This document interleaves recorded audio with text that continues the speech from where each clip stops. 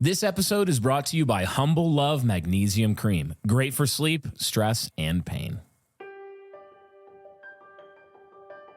Today we continue a series we hope has been helpful to you so far in your pursuit of faith and fruitfulness in the duties God has put before you.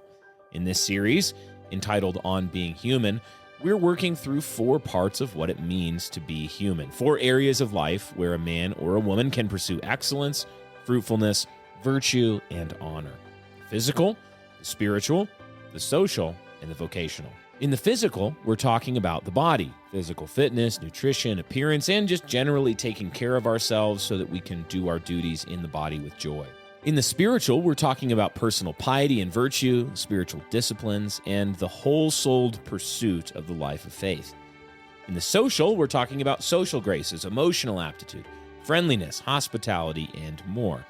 Basically, the art and science of being a normal and likable person who is not super weird or awkward. And finally, in the vocational, we're talking about achievement, pursuing excellence in your work, whatever it is that God has put in front of you. In the last episode in this series, we talked about a subject in that first category, the physical, with a look at strength training, why it's important, and how to get started with it. Christians ought to exercise discipline, remember, in seeking bodily strength and health and even beauty for God's glory and the good of their people. And strength training is a great servant of this pursuit. But we left out a part of that conversation that you probably noticed, and that is weight management. And so in this episode of Bright Hearth, we'll be focusing in on this very specific aspect of the body, an aspect with a growingly important application in our day and time. Again, talking about weight management, weight loss, and obesity. Now, before you close your podcast app without finishing this episode, hear us out. We're not in it to try to shame you or embarrass you if your weight or body composition has been a problem that you've struggled with. We do want this to be practical and helpful and even encouraging, even if it can be hard to hear. But we have to start with an awareness of the sheer scope of the problem.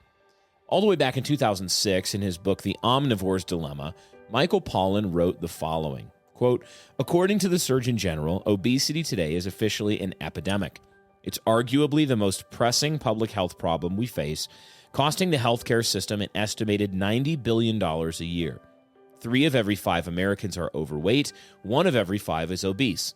The disease formerly known as adult-onset diabetes has had to be renamed type 2 diabetes since it now occurs so frequently in children.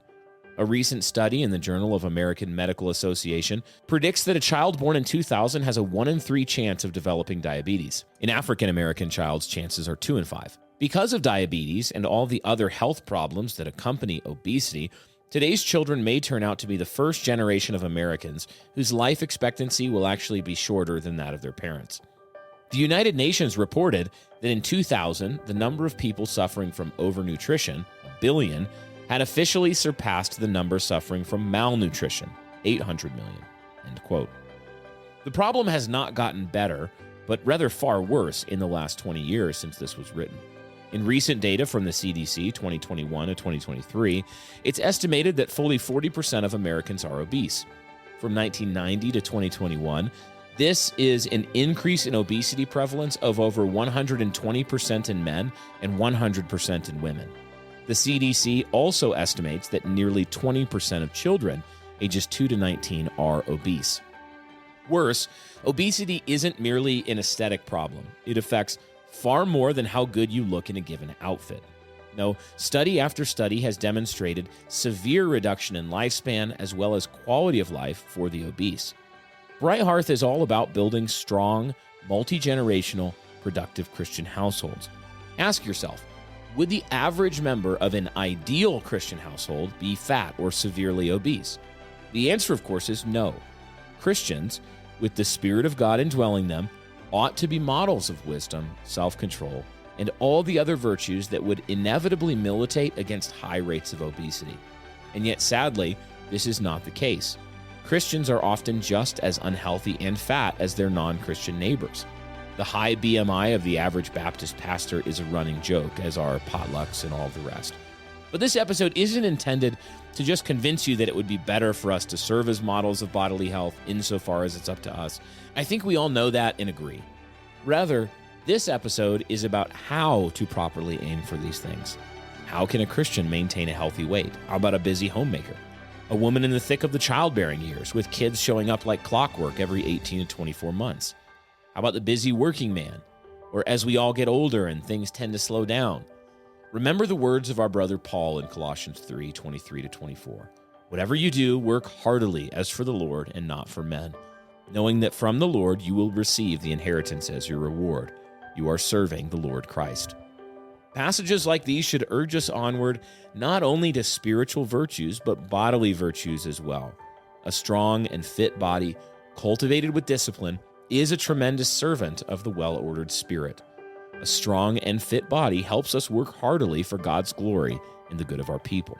So join us in this episode of Bright Hearth as we talk all about the pursuit of bodily health for the service of God and his people, specifically taking up the issue of body composition. Welcome back to Bright Hearth, everybody. We are here for an episode on nutrition, food, some food stuff, weight loss, ice cream. Someone is going to post this pizza. episode with this one picture that Evan took Charlie took at the concert I did at the New Christian Press Conference this year. Is this the fisheye lens? There's this fisheye lens picture where I'm way out at the edge. Oh my gosh. And like the fisheye at the edge, it stretches you out and it makes me look like I weigh about 600 pounds. And people have unironically been sharing it, going like, Brian is the fattest person I've ever seen. He's like Chris Christie. People that hate you. So I just laugh because I know that I am slightly fat, but not that fat. I know that. In fact, because of the scale I used this morning, I know exactly my body fat percentage this morning, unlike most of my critics. We are also joined today not only by Lexi and I, but by Penelope. Penelope, say hi to the people. Not here. She's Don't so boot her out, Bri. I won't boot her. Don't boot her out, Bri. I never would. Say hi to the people, Penelope. She's just in her chatty season of life. Put the mic up. Let's hear a little snuffle from Penelope. Hey, Penelope. There were some snuffles. Okay. We are excited to continue this episode. Last time we talked about strength training. It definitely goes hand in hand with body composition, nutrition. They're super related, but we felt that they really needed their own episodes. So today, again, nutrition, obesity, body composition, weight loss, all that kind of stuff. Real quick, just wanted to shout out remind you of an announcement we made last episode on the 13th of October. We are going to be going back to weekly episodes starting after this episode. So there'll be a 2-week break after this episode here at the end of October. But starting on Monday, the 10th of November, we're going back to weekly episodes. We've been able to change up our production schedule.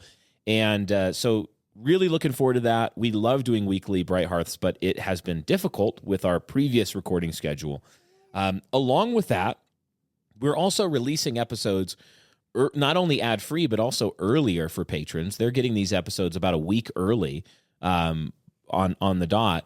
And then also every week we're doing our patron-exclusive podcast In the Kitchen that usually Lexi does on some particularly practical element of either what we've been discussing or something she's thinking about.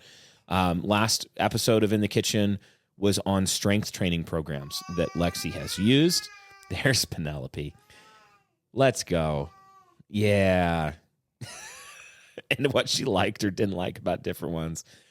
Specifically in this week's In the Kitchen, she's going to be talking about one of her favorite nutrition resources that is specifically geared towards women and mothers. I'm sure we'll talk about it. It'll come up in this episode, but she'll talk even more about that one in the Kitchen episode as well. So if you like Bright Hearth, a great way to support the show is to chip in a couple bucks a month. They're on patreon.com/brighthearth. The link's in the description.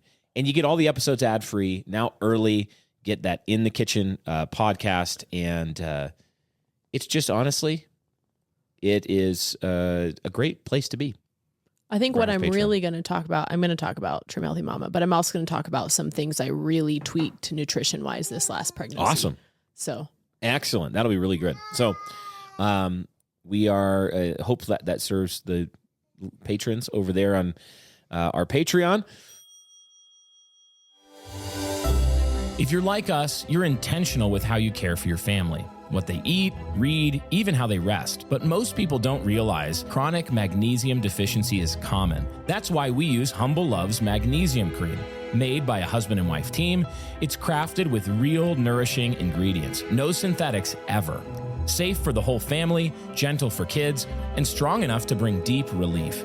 Make it part of your daily routine by visiting thehumblelifestore.com. That's thehumblelifestore.com. And use code NCP15, that's all caps NCP15, for 15% off your first jar. When you have a busy house, the immediate demands of activities, events, and never-ending to-do lists can overshadow critical long-term decisions. Life insurance, financial planning, education savings, and retirement are continually backburnered. Joe Garrissey and his team from Backwards Planning Financial will help you maximize financial tools, management, and strategies so you can focus on your home and have confidence for your financial future. Visit backwardspanningfinancial.com. That is backwardspanningfinancial.com, or call 615-767-2555 to speak with Joe to develop a plan for the future.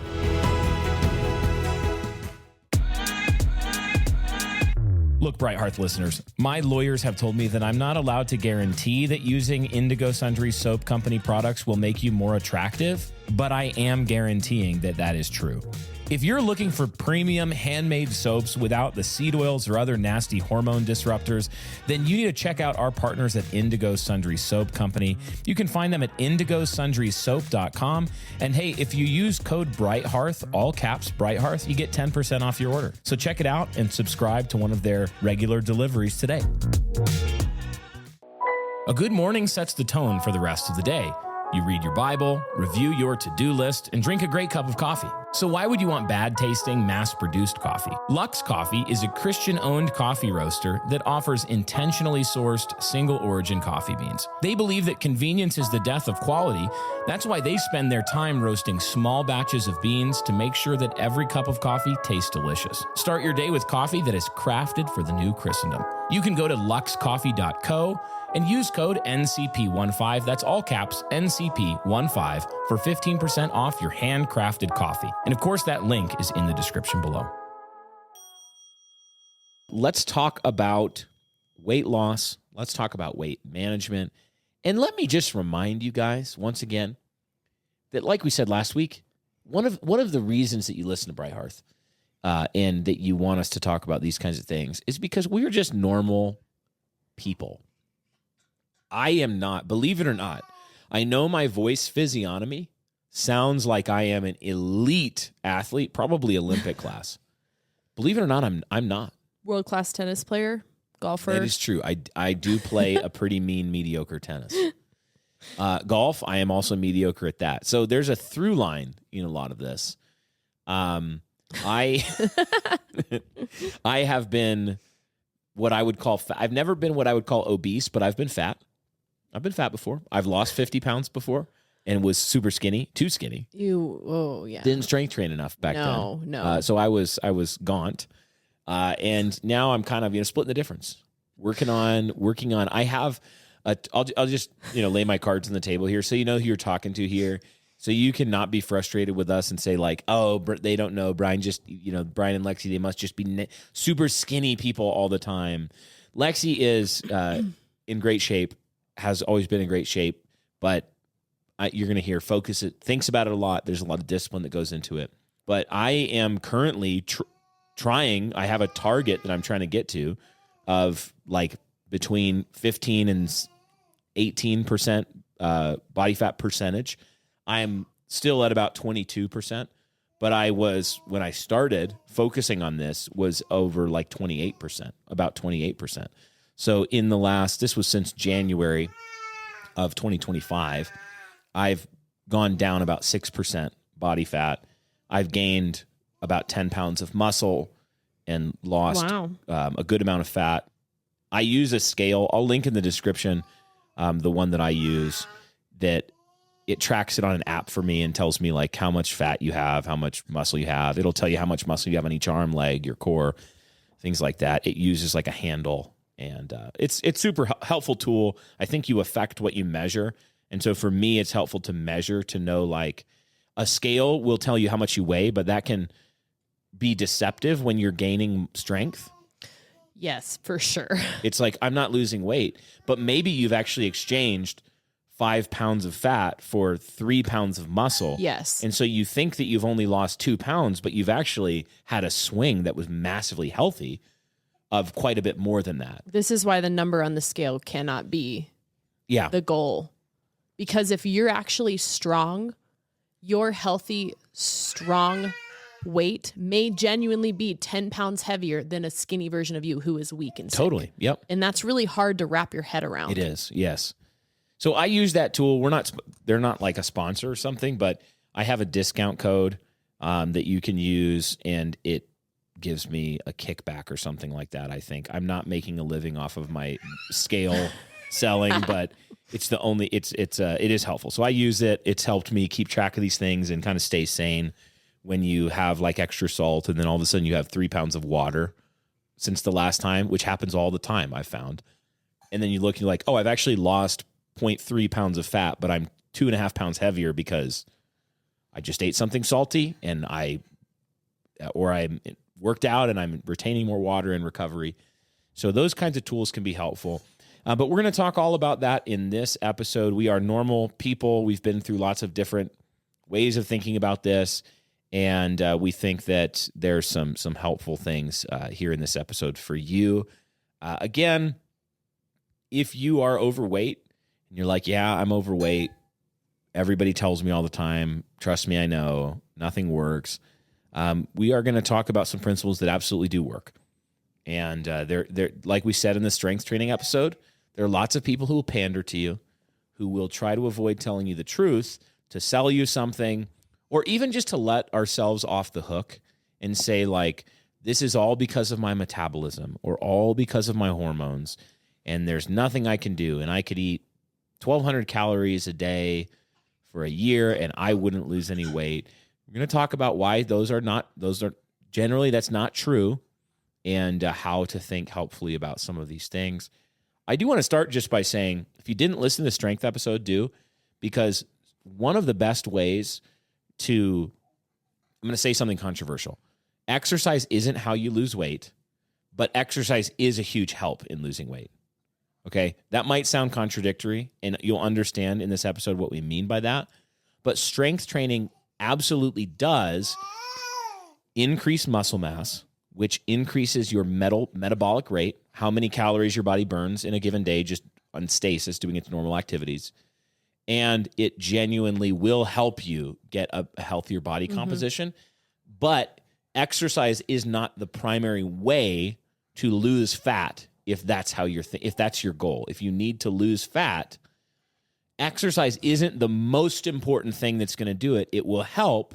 It's in the top 3, but it's not number 1. What is number 1 if you want to lose fat? What is the most important thing people can be thinking of? Fat or lose fat? Okay, calorie deficit. It's nutrition. Yeah. Yes, it's going to be nutrition. And there's no way around that. Do you think of that as nutrition? Because I don't think about that as nutrition, I guess. As a woman, I think of it 2 different categories. Yeah, nutrition is the food you eat. Okay. The food you eat. Oh, so your diet. Okay. Your diet. Nutrition is going to be the number 1 thing. The number of calories you eat, what those calories were made of, that's going to be the number 1 thing that's going to affect whether you are obese or not. Okay. Before we get into some practicals on how we think about weight loss, how we've gone about it, before Penelope yells really loudly some more in jubilation, let's talk about some of the things that genuinely have made it harder in the West to maintain a healthy body fat. Let's talk about these things because people are going to be thinking of them. So what comes to mind for you? What are some of the reasons why it's so easy to be obese today? Katie Bowman helped me see how our lifestyle is not built for physical activity at all. There you go. So a lot of her resources are kind of like just showing you how to either habit stack or set up your actual environment so that you have to move more, like having lower tables to the ground, how you can move your kitchen around so that you're squatting a lot more during the day. And I used to think that was enough, and that's definitely not enough. So, but that just made me more aware of, like, we are such a sedentary culture. Yes, we absolutely are a sedentary culture. I think in terms of ease of being obese, because again, everything we just said about like, oh, people will tell you it's not your fault, etc. That doesn't mean that there are not things that have made it far easier to be obese. One of them is food in general, not just in the very short term, but in the like medium term. And I'm talking about the last 100 years in particular. It has become far cheaper and easier to get food that is highly obesogenic. Yeah. And when I say obesogenic food, I mean food that is calorically dense and very tasty. It's very delicious. So think about it like this. If you were presented with a meal of some white rice with some salt, some black beans, and some chicken breast that was, just maybe sauteed, how much of it would you eat? You'd probably eat, a pretty reasonable amount of it. Now, even take out the chicken. How much would you eat if you just had a plate of, lentils and, maybe some broth that was cooked in? You wouldn't be thinking to yourself, I'm going to eat 10,000 calories of this in one sitting. No. Now think, pleasurable. If someone put in front of you a plate of brownies with Cheetos on the side and some chicken nuggets, how many of those would you eat? Just naturally, would you want to eat? Well, they're very tasty food. Like, it's a concentrated sugar, salt. They're really good tasting. Maybe you think Cheetos aren't good tasting, whatever. The rest of us do. Chicken nuggets, like, ooh, those are delicious. Food like that has become much more available, shelf-stable. Companies and corporations have become experts in making food that is extremely tasty out of cheaper ingredients, which tend to be high calorie, lower nutrient density, lower protein, and they don't make you as full. And so those foods are obesogenic, is the way that nutritionists and food, they would think about these. They're obesogenic, not because you necessarily would gain weight if you ate one Cheeto. That's not true. But it's because our body, people tend to have a food drive. The food drive will, when it encounters something very tasty, you want to eat a lot of it. And if eating a lot of it, there's no mechanism of feeling full until you've eaten literally 3,000 to 5,000 calories of something, which is easy to do. It is easy to eat 3,000 calories in one sitting with obesogenic foods like this. That has made it very easy to be obese because these foods are highly available. And food scientists are like in their labs thinking, how can we make people want to buy this food as much as possible? And the answer is make it super tasty. So that just is true. Like, most of us, if all that was available to us were you could eat as much of it as you want, but it was much less tasty, most of us would be less obese. Yeah, you said that recently about the food scientists. Like, if Christians were to take dominion properly, they would be using this information to make us all healthier. Yes. Higher protein foods, lower calorie, nutrient dense. Absolutely. And I think that's happening. I mean, it is. I found it was a grass-fed cookie butter whey. And it was like, let's go. And it's good. I've not tried it, but so one wrinkle, one way that I also like getting practical right away related to that is that one thing that you can do is to train yourself to break out of this certain lie that we've all come to believe. Right, Penny? Which is that I should be eating tasty food all the time. Yeah, like it's your right to that life. Every meal I should be trying to eat the maximally tastiest food. That's actually not a great way to think about food. We should have a doctrine of food, definitely, where we have a room for feasting, and like mothers and homemakers should be trying to make good food that their family likes. I'm not talking about making bad food on purpose. No. But the way that I, for example, want to think about a day of my life is this. Let's say that I have 3 meals in that day that I'm going to eat: breakfast, lunch, and dinner.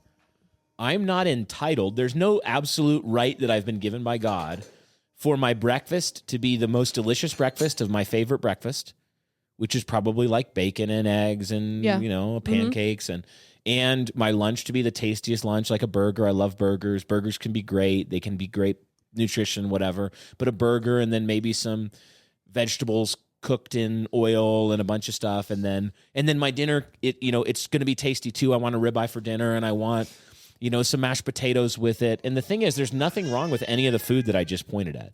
Bacon and eggs can be great. A burger can be good nutrition. A ribeye and mashed potatoes can be wonderful. But how easy is it? Or let me put it the other way. How difficult is it to have the self-control if you're given those 3 meals in one day to eat the correct number of calories? And the answer, of course, is that it's much harder. You have to make a constant decision several times a day. I need to stop eating this delicious, tasty food. I need to stop eating it because it'd be easy for me to eat. In that, 1,800 calories a meal would be easy with that kind of food. Yeah, and your taste buds to get accustomed to that. I think they say it takes like 6 months when you're making dietary changes for your taste buds to change. So if you just keep giving yourself that high fat, high salt diet all the time, that is naturally going to be what you crave. Totally. You're going to want it. Some people have a naturally high food drive. Some people have a lower food drive naturally. But no matter where it is, if every single meal of the day you think that I should be eating really, really tasty food, you are probably going to have a much more difficult time of eating the correct amount of food for your level of activity, age, frame, etc. Yeah. Someone's going to say, Brian's saying that you can't eat tasty food and have a healthy weight. That is not what I'm saying. Not at all. Not at all. What I'm saying is the way I think about a day. I'll just give you practical the way I think about a day. I am not a big breakfast guy. I naturally just, I don't eat. Some people are going to be like, oh, your metabolism, whatever. My metabolism's fine. I am just not a big natural breakfast guy. So a lot of times I just drink black coffee in the morning and I eat my first calories around lunch. So for lunch, I try to think about, I'm thinking about protein. I'm trying to get enough protein in the day. And so I try to make sure that I'm getting between 30 and 50 grams of protein at lunch with fewer calories. So that means I'm eating something like, sometimes I use things like whey or other, chicken, turkey. I eat sardines, which a lot of people hate, but I like. And I'm just trying to think, I don't want a ton of carbs and fat. I want protein and fat or something like that. And it's enough to get me to where I go, I feel kind of full, but not super full. And I'm not distracted by being hungry from work or something like that. Yeah. But then at dinner and the second half of the day, whatever Lexi makes for dinner, I'm freely eating. She's thinking about protein too. So there's, usually enough protein where I can make sure I'm trying to get to my goal. And then I'll try to get to that. My protein target is a third, basically 0.75 grams of protein for every pound of my goal body weight, which works out for me to be like at least 140 to 160 grams of protein, maybe a little less some days, maybe a little more for me. Some people have different goals. That works for me. And then in the evening, I'll have a snack before bed, something like that. And I don't worry a ton. If I eat, I have these einkorn cookies I love. I eat some of those. I love them. They're not they're not Krispy Kreme donuts, but I like them. They're tasty to me. So you notice that two of the meals, like that snack and that meal, I'm thinking about, oh, this is really nice, good food. It's tasty. Lexi cooks really good food. But I don't allow myself to think that those other 2 meals a day, I'm entitled to have the tastiest food possible. And as the homemaker making the food, I really let the Sabbath be the day we eat whatever we want to eat. Yeah, totally. So I'm making normal dinners throughout the week. I might last night we had hibachi. Yeah, it was awesome. Rice. Tonight we're gonna have a chuck roast. We might have salmon and rice bowls one night. Yeah. Simple staple meals. If I want something like homemade carbonara, that is for sure a Sunday meal for us. Oh yeah, and we're not going to feel bad about that at all. Absolutely not. But to me, I'm also seeing the wisdom in the Sabbath. Totally, yeah. So, or this having a rhythm where feast is unusual, relatively. It's a minor part of life, not a major part of life. We can think, I feast every night. I have a beer and burger and everything every night. And the thing is, you're making it very, very difficult on yourself. You're going to have to exercise the will to stop eating really tasty food before you're going to feel like it multiple times a day if that's how you're eating. Yeah. So you need to instead make a decision ahead of time. I'm going to plan my week ahead. I'm going to plan how a normal day looks, and then every day I execute that plan. Now, if somebody has a lot of time to meal prep and really think and weigh everything ahead of time, you can have a really tasty lunch that is calorically restricted. And the way you do that is by you give yourself the correct portion ahead of time. And then when you get to work, you couldn't go get seconds. Yeah, that's a good way. Tasty Shreds is one good account for stuff like this. Yeah. Where his whole thing was, I needed to lose weight. I loved fast food. How could I do high protein, low calorie fast food at home? Yes. And he's making stuff all the time on there that looks so good. Yeah. So we're kind of getting into it already, but let's just lay out some basics of weight loss. And I mean healthy weight loss, where you're actually aiming to lose fat and maintain strength as much as possible. But body recomposition is a more fancy way of putting it that I think is the better term, where I'm trying to make the composition of my body a certain target. Like, how much fat as a percentage of my body weight do I want to have? Most of us should be aiming. Men should be lower than women. But for men, generally a good body fat percentage is going to be between 12 and 18%. Mm-hmm. That's a really healthy number. People who are elite athletes or really have different goals, they can get down to 5-6%, and that can be healthy for a man.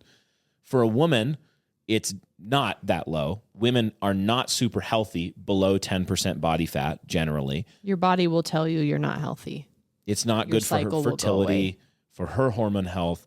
Women are going to be a higher body fat percentage, but still in that, I don't have the number in front of me, but like 16 to 22% is a great range for most women to be a lot of the time. I might be off by a percentage or two there, and you could look that up. But and then how much muscle should I have, that kind of thing. Let's talk about some basics. You've mentioned one already, and it is that the way to lose fat is through calorie restriction, meaning that you will need to be in a deficit of calories, how much energy your body uses versus how much you're taking in through food over a period of time sustained in order to lose fat. Yeah, and this used to really freak me out until I realized calorie deficit does not need to equal nutrient deficit. It doesn't, no. And what was so helpful for me was seeing there is a strength trainer that I follow who is like kind of like Weston A. Price style, and she will post pictures of her plate and say, this is a calorie deficit. This is not a nutrient deficit. And seeing her plates helped me get away from like that. This is not nutrient empty food. No. Like a chicken breast is not nutrient empty food. No. Broccoli cooked in butter is not Yep. a nutrient deficit food. It can be if that's all you're having, but if you're Sure. adding a little bit of sauerkraut and you have like low pasteurized, low fat cottage cheese and you know how to make healthy cultured kefir and yummy local berries, that is totally different. Yep. Totally different. Totally different. So calorie restriction doesn't need to be nutrient restriction. But and the goal is that you want to aim for a sustainable, reasonable amount of restriction, which needs to start by you figuring out about how many calories you burn in a given day. So for a 135-pound woman, she is going to burn fewer calories than a 225-pound man. A 225-pound man with 10% body fat, that means he has a lot of muscle to be that, or he's really tall, but for an average-sized man, that means he has a lot of muscle.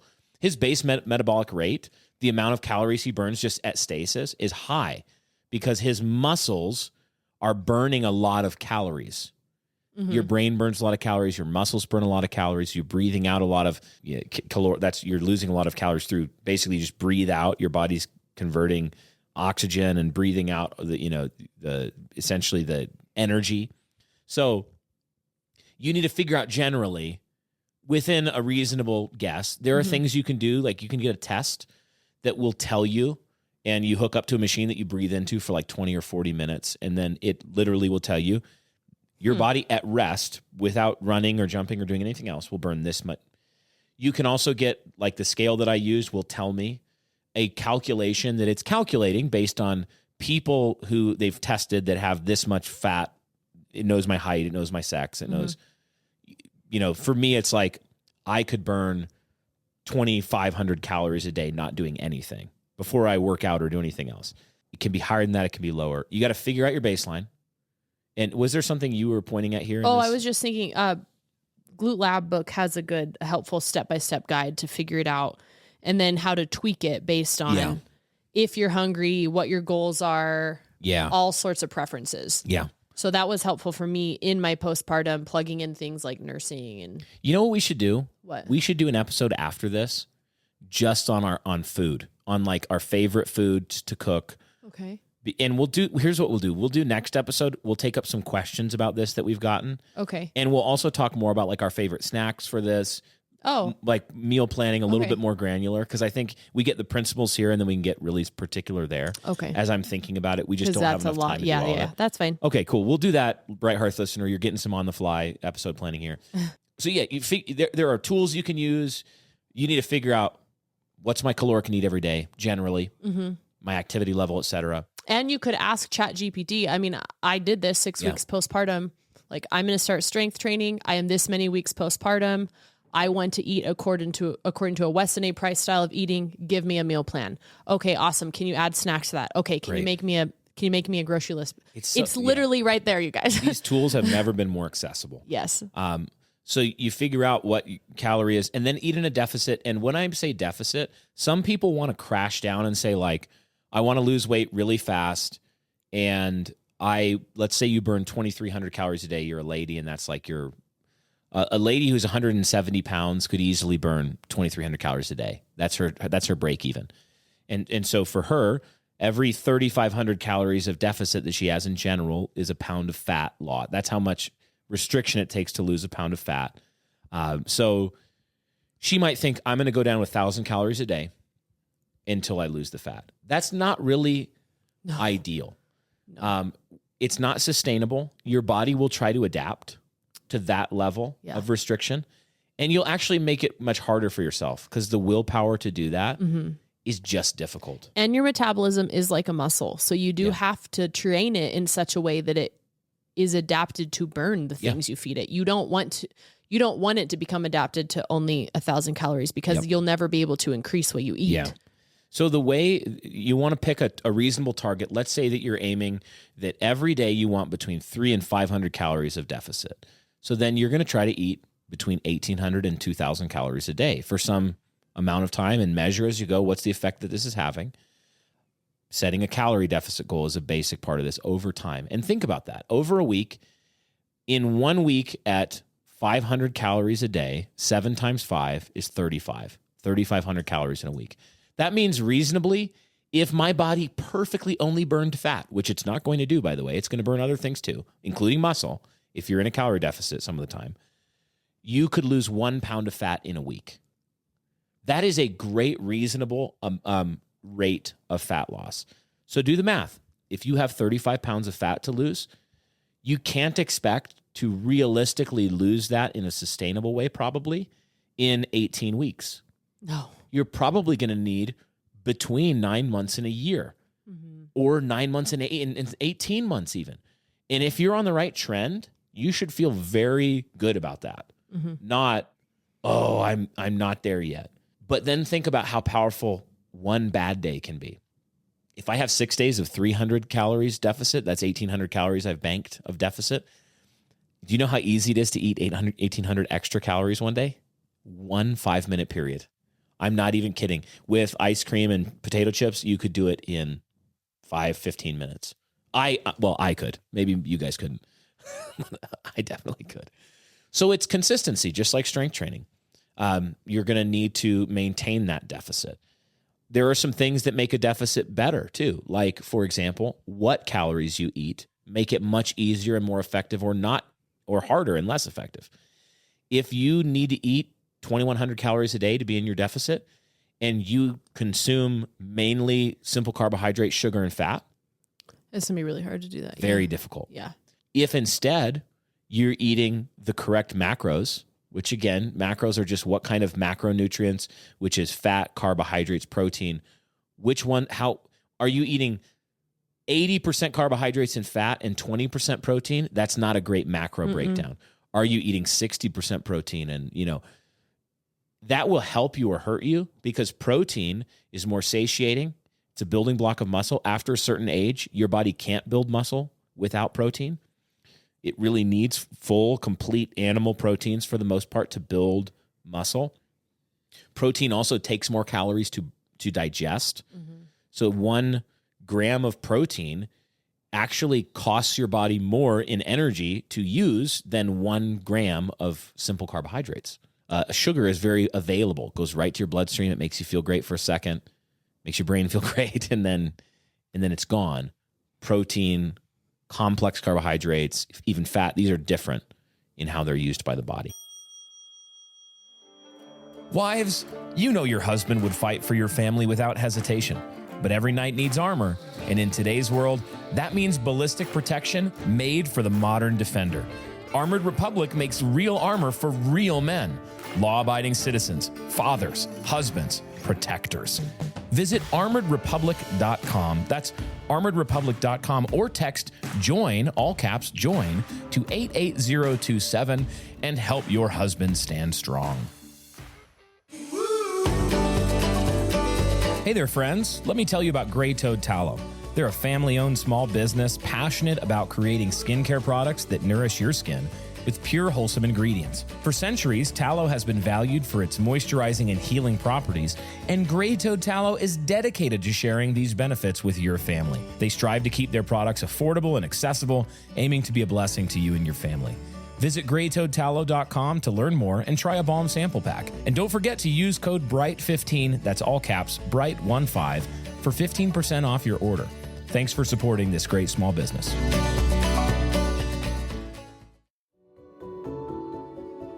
Ready to feel like yourself again? Rebecca Belch, founder of Live Oak Integrative Health, is a board-certified functional medicine provider helping women and families achieve lasting generational health. Using advanced testing and personalized care, she uncovers the root causes and builds sustainable plans for every stage of life. And Bright Hearth listeners can get $50 off any of 3 packages. So head to liveoakintegrativehealth.com to schedule your free call, and make sure you tell her that Bright Hearth sent you for $50 off one of 3 packages. This cold and flu season, fortify your defenses naturally with the Kings Ridge elderberry syrup and elderberry products. They grow the freshest elderberries at their Indiana farm, cold press them into the tastiest syrup around, and they're packed with antioxidants and vitamins to boost your immune system. Use code BRIGHTHEARTH, that's all caps, BRIGHTHEARTH, for 10% off your first order at tkrfarm.com. That's tkrfarm.com. The Kings Ridge elderberry syrup. Taste the difference, help push back the curse. And we're talking about animal proteins. Personally, I would never, because this is something I researched for a long time at the beginning of my pregnancy. Yep. My midwife was encouraging me to add more vegetables into my diet. She thought it would help with the blood pressure, and lo and behold, she was right. Yep. But I was trying to figure out, okay, so how do I do that with high protein? Do I want like vegan proteins? Do I just want animal-based proteins? And the conclusion I have come to is I don't count anything as protein that's based on vegetables until after I have hit my goal, which for me is 150 grams a day with nursing.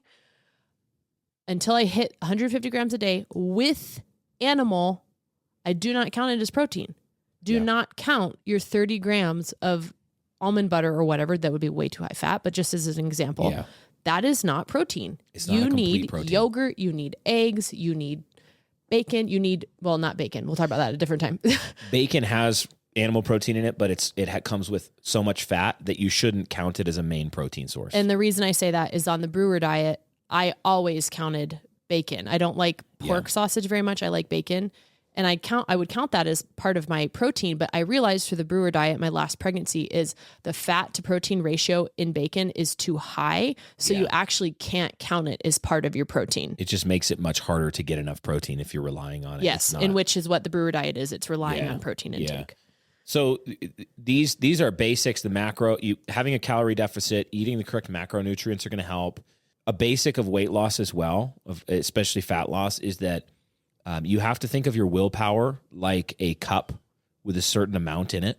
Let's say you start the day with the equivalent of 1 glass of willpower. And every decision that you have to make where you exercise your will, you're taking a drink out of that glass, essentially. It's getting lower and lower. Do I want to have to exercise willpower with thinking about diet and eating and these things 10 to 15 times a day? No, you probably will fail. Most of us will. You can get better at willpower, but one of the greatest ways to get better at willpower is to use your will to make the decisions fewer. Mm-hmm. So meal planning ahead. This is why people who are serious about nutrition, a lot of them will, pack, and even a lot of guys that I know will pack their lunches for the whole work week ahead of time in a Tupperware. They got their rice, their chicken, their vegetables. They put it in there, and they're like, That day when I wake up on a Tuesday, I have no decision to make about what lunch is going to be. Yeah. And when it comes to lunch, even more importantly, I don't have to make, do I want to go get some ramen today or do I want to? No, I have already made the decision ahead of time. I made one decision about all my lunches for that week.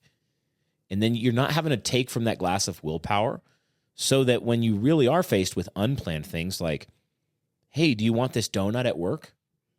And I could have a donut and be fine, but I shouldn't have 3, or maybe I shouldn't have 1 today. Maybe I should have an apple instead. I'm going to draw from my willpower reserve there. That is one of the most important to me factors of this that people don't talk about enough is like, you have to understand the physics of it, the nutrition of it, but you need to understand the psychology of it, like how we work as people. Mm-hmm. And what we're talking about is habit formation. Mm-hmm. We're forming habits by making big, important decisions when we're at our most rational and least tempted. And then we're ruling over ourselves to implement those wise decisions that we made on the mountain of wisdom with the Lord and his word and wise counsel. And then we go down into the valley of life and we're once you train yourself that I make my meals ahead of time and I eat what I brought to work and I don't eat the donut, it becomes a habit. Mm-hmm. And then you don't even think about it. It's not even hard at all. Mm-hmm. It's just what you do.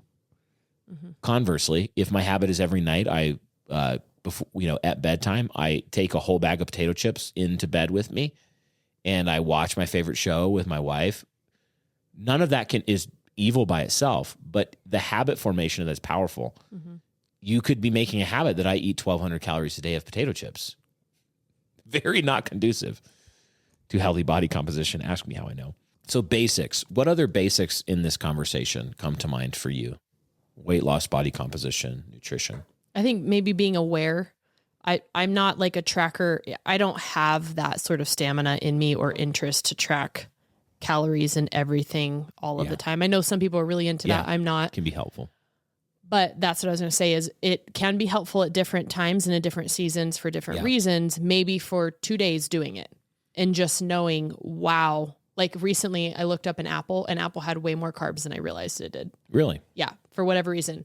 But then today I was looking at blueberries again and there were definitely not as many carbs as I thought. So I could eat way more. If I'm sitting down and I want something sweet, I'm probably going to reach for that over an apple. That's good. Yeah. With yogurt and something else. But just being aware of that, I think even to looking at the obesity categories a few years ago, they were a lot lower thresholds than I thought, to be honest. Yeah. Yeah. So that was really shocking to me. And just, it's good to know that. And it's just good to know, I don't know, for me, I'm not at night, especially. I've always been this way since I was a kid. If I go to bed hungry, I do not sleep. Yeah. Even as a kid, my mom will tell you this. So I have to have a nightly snack. So I have to think in terms of like, okay, I don't want to sit down and have half of a thing of Ben and Jerry's, but I will be totally fine filling a bowl of Greek yogurt with Lily's chocolate chips, homemade granola, and an apple on top.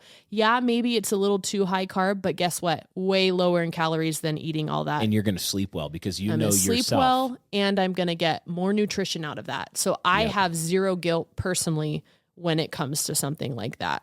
And it's, again, just making the right, what do we have at our house? We don't keep potato chips around our house. Yeah. We don't keep a lot of these things around all the time. So that when you go to make that decision at night, you already have a habit. You're like, these are the kinds of things I eat at this time of day. I know I need to sleep well for recovery, for mood, all these things. It was just last week. There was a night that I kept telling you, I'm hungry. And then you didn't I didn't get up and eat. And I was like, cool. You woke up at 2:00 for hours and could not sleep. You actually said, I'm feeling snacky. Is that what I said? That's what and I should have said, babe, go get your Greek yogurt. Like I will say to the tracking thing, you affect what you measure. Yeah. And knowledge is very important to this conversation. Here's one of the lies that we believe. People genuinely believe that they're only eating 1,200 calories Do you want me to read this section? Yeah, they think they're only eating 1,200 calories a day for a month, and they're like, I haven't lost any weight at all. They are almost certainly not properly tracking what they're eating. Yeah, so, I mean, we've all seen this situation where people will tell you, this is what I'm doing. I only eat this many calories. I eat this for breakfast, this for lunch, this for dinner. I work, I exercise, I walk 2 miles a day, and I can't figure it out. I just can't lose weight. It must be my hormones. It must be something else. But then you go to the potluck at church, or you go to the barbecue in the park. We do all sorts of stuff at church. So there's lots of context where we're eating together. And you see that same person go get their plate. John Moody's talked about this. He's like, I've seen some of you guys at potlucks, and the young lady is putting 2,800 calories of food on the plate, and going back for seconds. And the young man's doing the same thing. And he's like, I don't know why I'm 60, 80, 100 pounds overweight. Mm-hmm. A lot of the time it's that person genuinely did not realize how many calories they were eating. Yes. Yeah, and I do want to read this section from Brett Contreras' Glute Lab. It's the header is, it's common to underestimate caloric intake and overestimate physical activity. This was shocking to me when I read this. Yeah. I'd venture to guess that a fourth of my fat loss clients over the years have thought they have had some type of metabolic disorder that was preventing them from losing weight. Numerous studies have shown this not to be true. The culprit is a simple case of people eating more and exercising less than they think. In one study, researchers examined the discrepancy between the actual numbers of calories consumed and exercise performed and the reported number of calories consumed and exercise performed by obese subjects who were struggling in their weight loss endeavors. The results were shocking. The researchers found that all of the participants, obese subjects who believed that they had diet resistance, in fact had normal metabolisms. Yeah. What then was causing their alleged diet resistance? It turns out that they were underestimating, over-reporting their caloric intake by a whopping 47% and overestimating, over-reporting their physical activity by 51%. Wow. To elaborate, the subjects thought that they were taking in 1,028 calories per day, but actually they were consuming 2,081 calories per day. Moreover, they thought that they were expending 1,022 calories per day when they were actually expending just 771 calories per day. It is quite obvious why these subjects were failing to see results. In other studies, lean subjects tended to underreport by 30%, and even nutritionists underreported by 20%. As soon as people learn how to track their calories and macros accurately, voila, they start making progress. Yep. If you are spinning your wheels and just guessing with regard to your caloric intake and energy expenditure, it would be a good idea to start tracking your caloric and macronutrient intake and activity levels. There are many free phone apps that you can use. Isn't that crazy? That is, I'm not surprised though, because, and I'm not saying this to make fun of other people, I would do this. This is so easy to do. Here's what I would recommend. If you're starting out, you need to lose weight and you know it. You're like, I've got to lose weight. It hasn't been working. I've tried different things. Get to the basics. And one of the basics is start for some period of time. It might be a week that you need to do this. It might be a month. Track every single thing you eat and properly measure it. So that means you need to get a scale, a gram scale. Easy to use. Because volume measurements are often way off. You think, oh, a bowl of this must be a serving. And then you find out, actually, my normal bowl can hold 6 servings of this thing. Oh, that's about a tablespoon. Nope, that was 2.5 tablespoons. So weigh everything that you eat, accurately note it, and the big places you can get completely messed up on this. Did you add ketchup to something? Did you add ranch dressing to something? Did you sauces, dips, etc.? Little snacks here and there that I forgot about. Oh, you know what? I did eat that. Literally everything that goes in your mouth, all the food that you eat, and any drink that has calories in it. Oh, I only put a tablespoon of creamer in my coffee. Ooh, I actually put 4 ounces. That's the difference between 80 calories and 430. Yeah. So track every single thing. You're going to figure out you're eating more than you thought. Almost everybody does. And then adjust your macros, adjust the diet. And once you start getting progress and you figure out, you can, I know you do this. I don't weigh everything. I have before. You don't weigh everything you eat all the time. Once you do figure it out, you get healthy practices and the right types of food that you're eating at the right types of time, you can stop weighing everything at that point. I was actually not eating enough.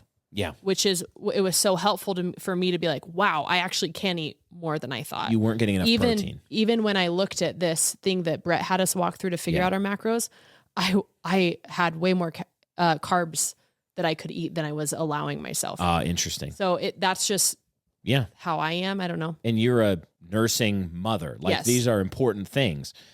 It's very helpful information. And let's say that you are one of the few people that you really, like he said, a quarter of them thought they had a metabolic disorder. Yeah. Okay. And we all, this is common. If you really do have one of the ways to figure out is by doing this. Yes, exactly. But don't just assume that you do because it's been hard to, it's insulin resistance, it's this, it's that, it's my hormones, it's whatever.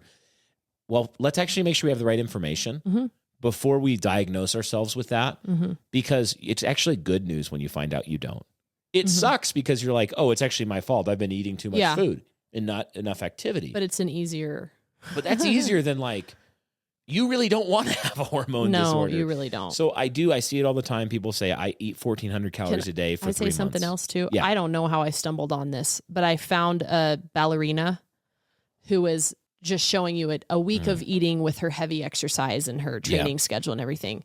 And she ate more food than I would have assumed, first of all, which was cool to see. She did a lot of prepackaged food because she said it's the simplest way when I'm this busy to know exactly what I'm putting in my mouth. Yep. But then she went out on the weekend and was like, here's how I would order at a restaurant. Here's how you can see clearly I'm letting myself enjoy my food. But I'll never forget, she had the tablespoon of olive oil at the table and she was like, it was like 600 calories. And she was saying, do you know how many plates of salad I could eat to stay full? Much more full than a whole tablespoon of this olive oil at the restaurant would be for me. Yeah. And it was just so like, oh my gosh. That's where we do it. We're like, I put this much salad dressing on, which is made of olive oil and vinegar. And this is something else I want to mention because a lot of people are like, you need fat for hormones. Don't be low fat. I had a lot of people warning me about that when I was pregnant. Guys, I am not low fat. There is a huge difference between being a low fat person in the 90s, where you're actually still consuming a lot of fat in the form of plastic, and I can't believe it's not butter. That's totally different than somebody who is using but restricting all of their fats with things like tallow. I have tallow regularly. I have real butter regularly. I have raw coconut milk. Oil. Yes, I have all healthy fats that are real fats. I'm not replacing that with fake canola oil. Yeah. There is a huge difference there. Yeah. You'll notice that a lot of what we've said actually does take into account the things like different body types, because what we're saying is figure out what your metabolism is. Figure out I'm a naturally broad framed person. I'm not like some guys are bean poles. Yeah. I'm more broad. Like I have if you look at my dad, if you look at my family, we tend to have broad shoulders. It sounds like I'm saying I'm super handsome. I'm just saying we're broad. For me, a healthy weight is still going to be at my height. I could be 200 pounds and be healthy. Well, and then you think about your brother. My brother is taller than me, lighter than me, and his frame is much more light than me. Yes. So for him to be 200 pounds would either mean he'd put on an incredible amount of muscle or he was overweight. Yeah. But what we're saying is do the calculation to figure out what you are. Yeah. What's your metabolic rate? What is a deficit for you? What activity do you need? What food do you like to eat? What practices work for you? Some people it's intermittent fasting. Some people it's meal planning ahead. Some people it's this. Some people it's that. You kind of figure out for you what works, but follow the basic principles. You're not going to be different from every other member of the human race that's ever lived. So some people, like for me, I quite like using things like high quality protein bars that have whey protein and good ingredients. They're not crazy 700 fake ingredients. They're like 5 good ingredients. I really like using things like that yogurt that has a lot of protein, Oikos 000 yogurt. We'll talk more next episode about some of that. But we're not saying that everybody's the same. We're saying that everybody is a human. And that God made humans to work this way. So most of us overestimate how unique we are. Oh, I'm one of these people with this magical disability that doesn't work. Some people really are, but very few, like relatively few to the population of the human race. Do you have a section to talk about breastfeeding and this whole thing, or no? I didn't, but I think it's a great topic. It's definitely related because we've talked about this before. Women who are breastfeeding sometimes underestimate, but also can overestimate. I'm eating for 2, and then they think they need another 1,500 calories a day. Well, yeah, in pregnancy too, you only need 200 to 300 more calories a day, which is like an apple and a cheese stick. And I just did the math too. For a breastfeeding person, you need around 600 to 700 extra calories a day. So if you're snacking on cheese all day long, never giving your digestion or your blood a rest, extra cheese, and then 1 whole quart of milk a day, you're already over that calorie intake, all in the name of keeping my milk supply up. It could be 1,800 calories a day. And that at a rate, if you're eating 1,000 calories a day in not deficit, but overage, Yeah. you are going to likely gain 1 pound to 3 pounds every week that you do that. 1 quart of raw milk. So I used to aim for 2 quarts of raw milk and a quart of orange juice a day, which now to me, I'm like, no wonder you had high blood pressure, Lexi. It was a lot. 1 quart is 600 to 700 calories. Yeah. Just 1 quart. That wasn't even considering like the frothy milks I was making, the ice cream I was eating. Like you guys, you see how fast this adds up. All in the name of, I can't, my milk supply. Yeah, it's in my milk supply. And we do this with another one we mentioned. I've said it multiple times. Exercise isn't the first answer to body recomposition in terms of fat loss. It's nutrition. However, so two sides to this coin. One, people think I worked out today, and then they think that thought gets in their head. 3 different times that day, they eat something more of something they wouldn't have, or something extra they wouldn't have, and based on that thought, I worked out today. And maybe they burned 400 calories working out, and they just ate 900 calories or 1,200 calories. On the other hand, so that's true. That's a ditch that you can fall in. On the other hand, if you do work out, when you do a resistance training, even 20 minutes, a 20-minute Cindy, like we talked about last time, it will increase your metabolic rate for the next whole day. Yeah. Your body in recovery and churning, you have lit the furnace. As you gain muscles burn calories, you're going to have an increased metabolic rate. So it matters. It will absolutely help you if you get in some walking every day and then a couple resistance training exercises every week. It will absolutely help you, but you can never outwork. It's very difficult to outwork out a bad diet. Yeah, that's true. My dad always said, my dad's always been active. He's always been fit. Yeah, he's not like skinny or anything, but he goes and mountain bikes up a mountain, and he's in his 60s, and he lifts, and he's always lifted, and he used to run a lot. And he would always say, him and his friend especially, exercise is so that I can have the beer when I feel like it. Like that's the number of calories it's really earning you is like a beer. It's not earning you an extra cheeseburger. But the funny thing about day. the metabolism is the people who use the slow metabolism as the excuse don't realize the way to help your metabolism is doing those things you don't want to. Yeah. It is feeding yourself better food. It is choosing the sweet potato over the white bread. It is working out instead of sitting on the couch because of your high cortisol or whatever. Yeah. That's actually the way to correct that. It will correct it. Yeah. The other thing I wanted to say, I just wanted to validate what you were saying, is when we got the treadmill, I don't typically like treadmills. I don't like using them very often, but I've been using it more in the last year, and I was shocked at how few calories you burn. It's not very high calorie burn. I seriously, you guys, I think like quarter of a mile is like 25 calories or something. It's not that much. I would have thought, seriously, Brian, I would have thought you probably about 200 to 300 calories per mile. Really? No, not even close. Only if you weighed 400 pounds. And I just didn't realize that. So it was good for me to even see that. I wasn't trying to track it. It's just there when I'm walking. I was like, oh my gosh, this is horrifying. It's just guessing. It's like you're a woman, you're this tall, you're this heavy. Yeah. Like you can get watches and things that help you track these things, and they can be accurate and help you see, oh, that actually like we did, my friend has one. He's similar build to me. He's a little taller than me, so he burns more calories than me, like a little heavier, a little taller. But when we did a couple hours of basketball with the kids, like at the gym that we were doing, it is a lot. It was like, we burned 800 calories doing that, really, because it was very high intensity for a long period of time. But yeah, people think that, I walked 2 miles, I probably burned 500-600 calories. Nope. Actually, no, you probably burned 200 calories, 180 calories. It did other things for you that were really good. Like you should do that. The point isn't to poo-poo exercise. No. It's just to say that the way that you will manage body composition in terms of how much fat is on your body is going to be in what you put in your mouth. Yeah. That's what it is. So next episode, we're going to talk about some of the foods specifically that we eat that we found helpful and other people have found helpful These are good general principles of just to help make some of the decisions for you. We're also in the next episode or two going to be taking up some questions that you guys have sent in on the subject. So please send them in with that send us a text button in the podcast description. It's not on YouTube. It is on the podcast description. We can't reply to it, but we do see all of them. So send those in. If you have a rant, if you're mad about something we said, send it in, and we'll maybe we were wrong about something. But generally speaking, these principles are true for most people. This is how physics work. This is how the body works. God made it this way.